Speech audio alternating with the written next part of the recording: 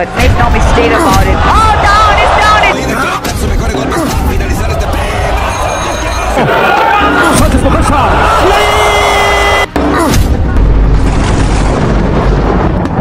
Sa pagpasok ng taong 2025 dito sa Philippine Boxing, hindi natin maitatanggi na si John Riel Casimero ang isa sa mga pinakamatunog na pangalan sa hanay ng Pinoy boxing fans. Round and they get away with the Patuloy ang pananabik ng marami sa posibilidad ng laban nila ng tinaguriang Japanese monster na si Naoya Inoue. Matatandaan na sa huling laban ni Casimero sa Japan, pinahangan niya ang mga Haponis sa isang makapigil hiningang knockout laban sa Meksikanong si Saul Sanchez.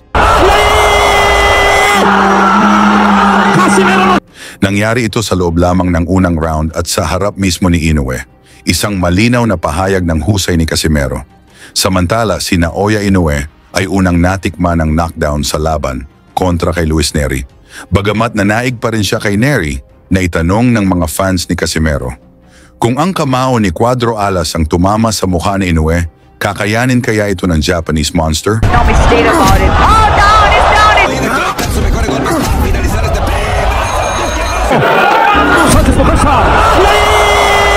Upang masukat kung gaano kalakas ang suntok ni Casimero, balikan natin ang laban niya kontra kay Ryo Akaho, isang Japanese superstar na may record na 39 na panalo, 2 talo at 26 na knockouts.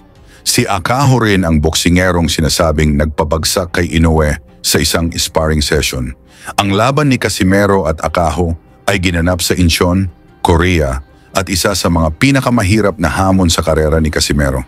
Hindi basta-bastang kalaban si Akaho, lalo't dala niya ang impresibong record na 39 na panalo, 2 talo at 26 na dito ay tinapos niya sa knockouts at nagmula sa 13 sunod-sunod na panalo. Nangako pa si Akaho na tatalunin niya si Casimero at pagretiruhin na sa boxing. Sa umpisa ng bakbakan, mga solidong suntok na kaagad ang sumalubong kay Akaho na gusto ng pagbagsakin ni Casimero.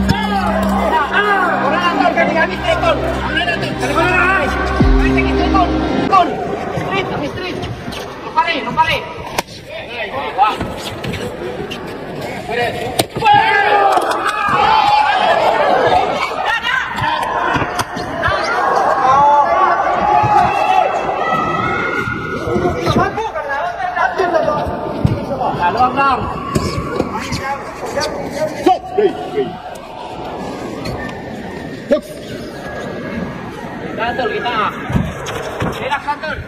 Relax.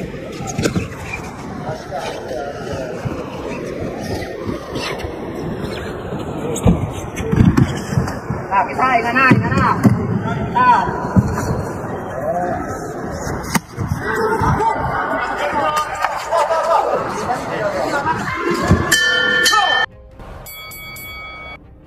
ikalawang round, tuloy ang mabagsik na atake ni Casimero.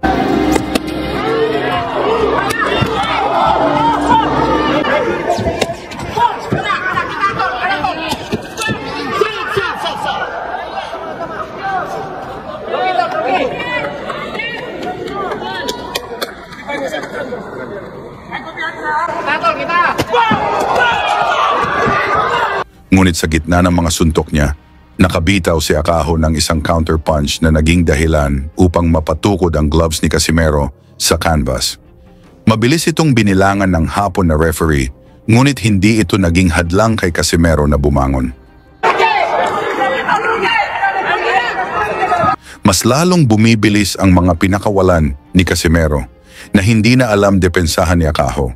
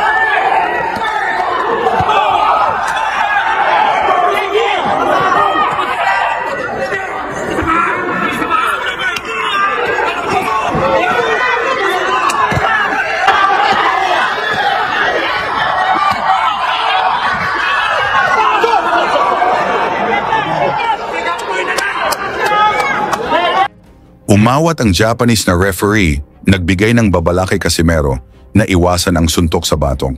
Ngunit ginamit ito ni Akaho upang magkunwaring nasaktan.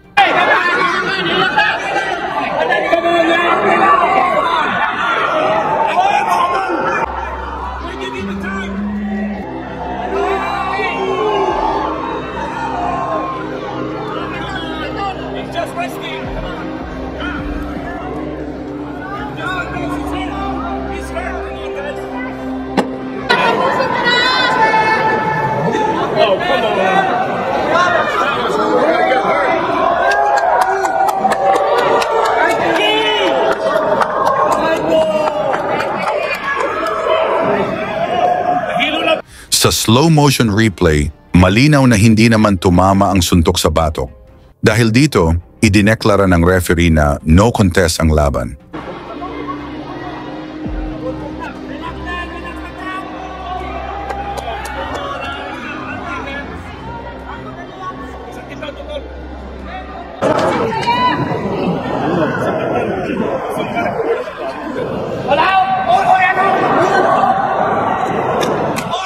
Lumipas ang ilang araw, matapos ang pagsusuri ng Korean Boxing Commission, binago ang desisyon, isang ikalawang round knockout win para kay Casimero ang opisyal na resulta.